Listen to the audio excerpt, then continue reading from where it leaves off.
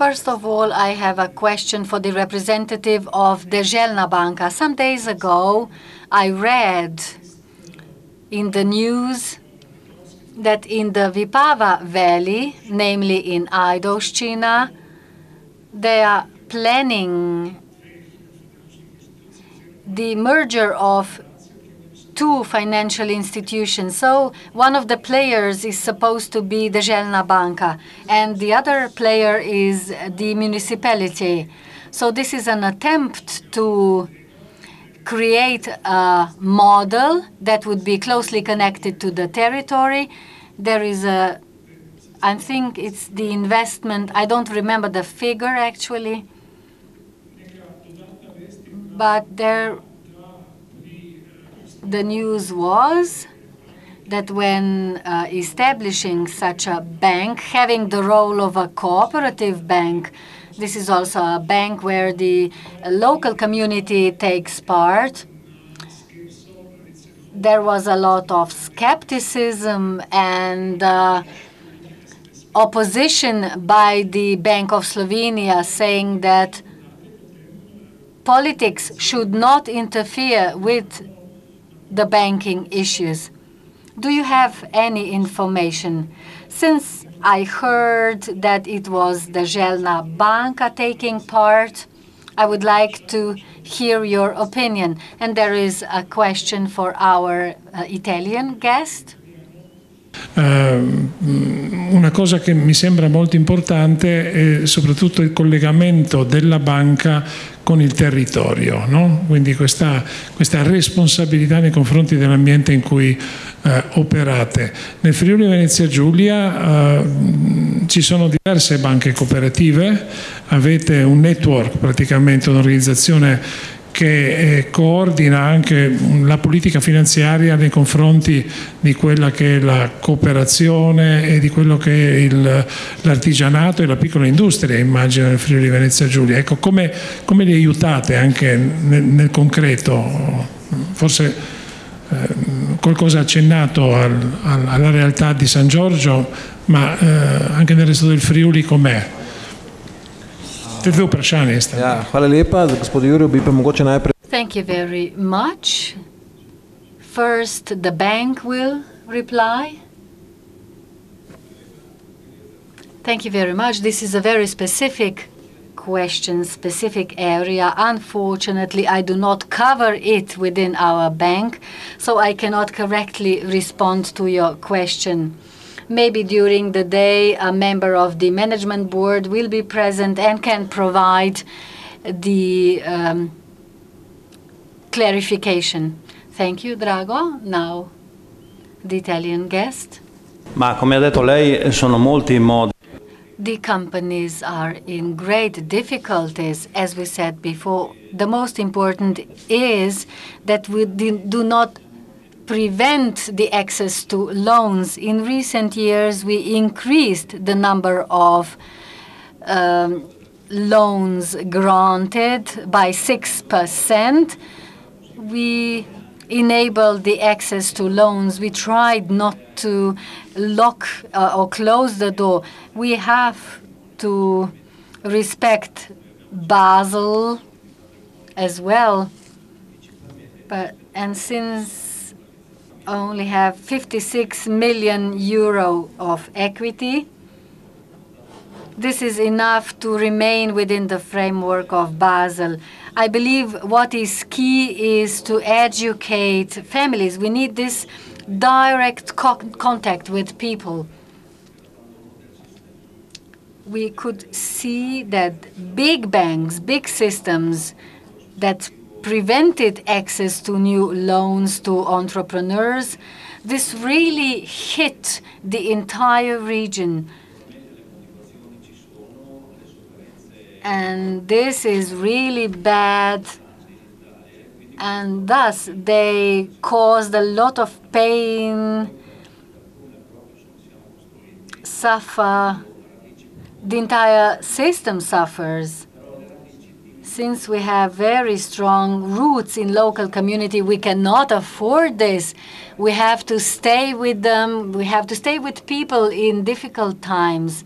because if we close the door to entrepreneurs, then also the companies will have to close down and nothing will be going on, and this territory will not develop further on. So Koper.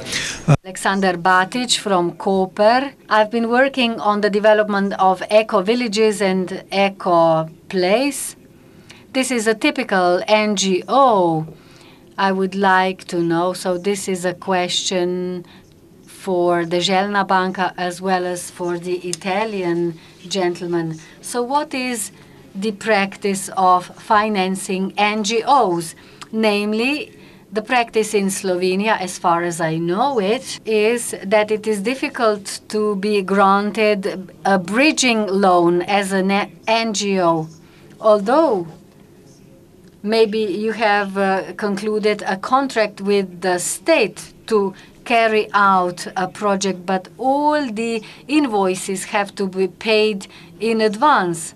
And there is a huge delay or a gap, 2-3 years. Even for big, strong NGOs, this is something impossible, mission impossible. So this is a question I would like to address to the Deželna Banka, and it would be interesting to hear how this is dealt with in Italy. In the Deželna Banka, I'm not familiar with your concrete problem or project. We are in favor of such projects. If there are some decisions already taken, if there are known sources of financing either by the state or elsewhere, and if there are projects that are on our list. So we usually support such projects, but we do have to work within the regulatory framework, and we behave in accordance with our rules adopted in the bank. So we cannot grant you to approve to finance the project, but we tend to provide adequate insurance. If this is a long-term project, we always decide on each individual case. But there are such products available in the bank, and we finance them. I'm not sure whether you talk about cooperatives or I do not know what you talked about. We try to finance the entire entrepreneurial sector. We support also other projects. Social cooperatives play a very important role in our territory, and in the future their role will even be more emphasized. That's why together we try to develop programs. When we talk about finances, there are no significant problems, but our volume is limited, of course. We finance projects that match the size of our bank. Goran Jeras from Croatia. I only have a question related to corporate principles, democratic governance in cooperatives. There is certain contradiction. Every member should have one voting right. Now, I would like to hear what the presenters' experiences are. Within our bank, registered as a cooperative, we apply the principle one member, one voice. At general assemblies, members of the board are elected and they make decisions. The model is well functioning, but there are certain limitations as for the collection of equity, additional equity. So we are talking about 10,000 individual members, natural persons that exercise their rights, and this model functions well.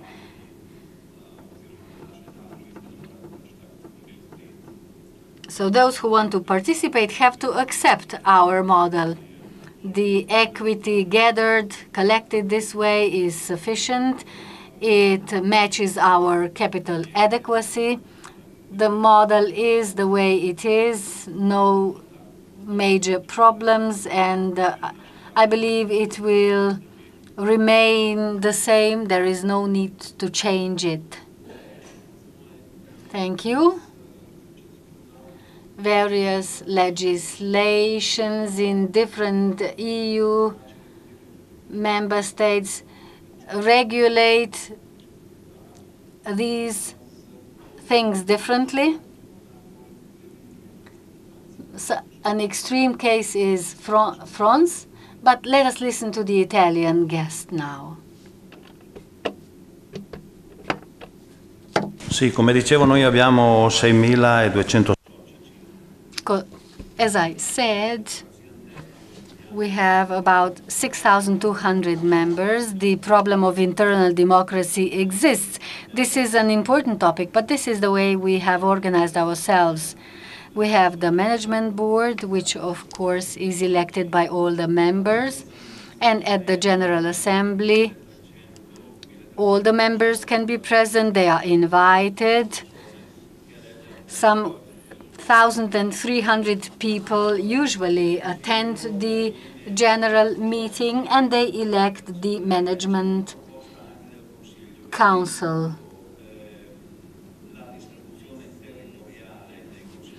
Decisions are taken at both levels, at the level of the assembly and the council or the board.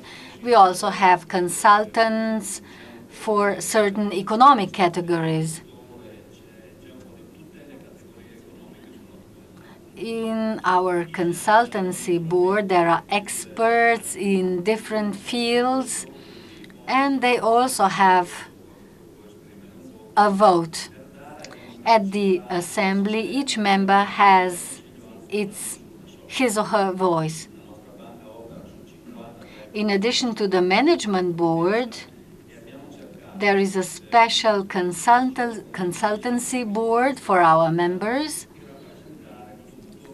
It means that it's not only the board, the management board, but also the consultancy board, covering all the communities covered by our bank.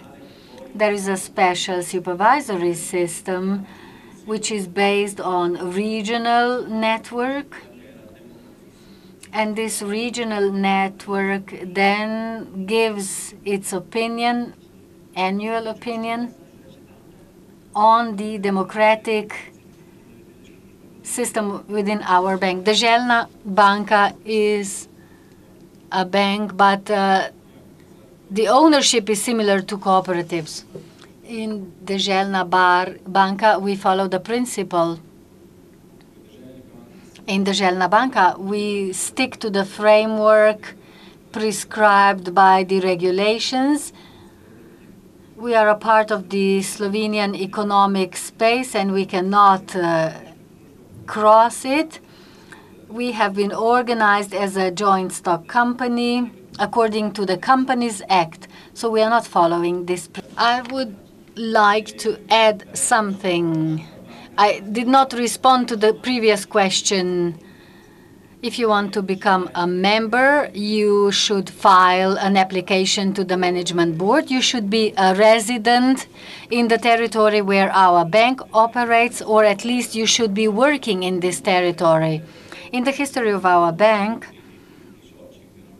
I have to say that we haven't rejected a single application. Our system is extremely democratic. Everybody can become our member based on the annual fee of also, and the requirement is the annual fee of €100.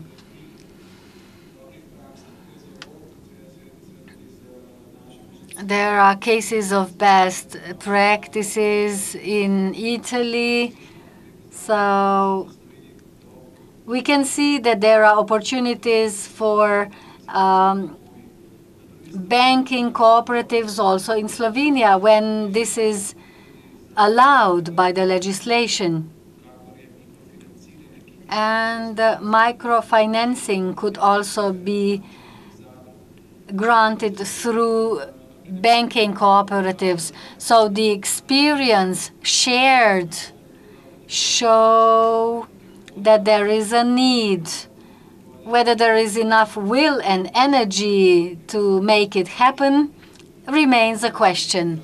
Yet, I believe that the banking crunch existing in Slovenia today provides an opportunity to other participants in the financial market to search for alternative sources of financing. Most of them are from abroad, yet social entrepreneurship,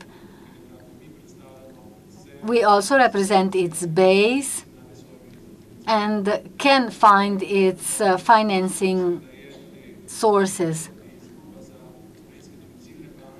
This could be a loss for Slovenian domicile banks.